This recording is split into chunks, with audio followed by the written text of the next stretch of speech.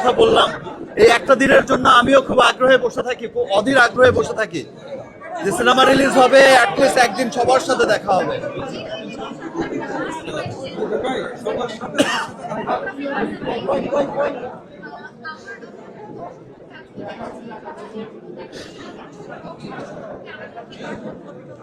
Rockstar সম্পর্কে আমার যেমন শুধুমাত্র আমার ডিরেক্টর রুশো যেমন ব্রিলিয়ান্ট এবং তার ওয়ার্কও ছিল brilliant work, at the same time এই সিনেমায় যারা কলাকুশলী ছিলেন, যারা শিল্পী ছিলেন, যেমন এই সিনেমায় ডিওপি ছিলেন মামুন, চমৎকার ফটোগ্রাফি করেছেন।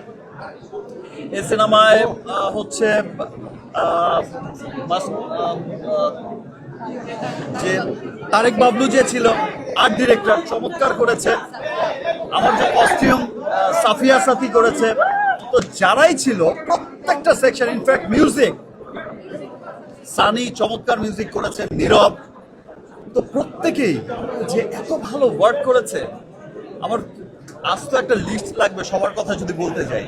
এই সিনেমার শিল্পী যারা ছিলেন প্রত্যেকটা ক্যারেক্টারে যারা যারা ছিলেন, তারেক ভাই চমৎকার অ্যাক্টিং করেছে। আমার রোজিয়াপা, আমার মা এত চমৎকার অ্যাক্টিং করেছে। তাছাড়াও প্রত্যেকটা ক্যারেক্টার, আমার দাদি দিলারা ম্যাডাম, তারপর আসলাম, সো প্রত্যেকটা মানুষ অসম্ভব ভালো করেছে। সবাই ভালো করেছে বিধায় কিন্তু সিনেমা ভালো হয়েছে।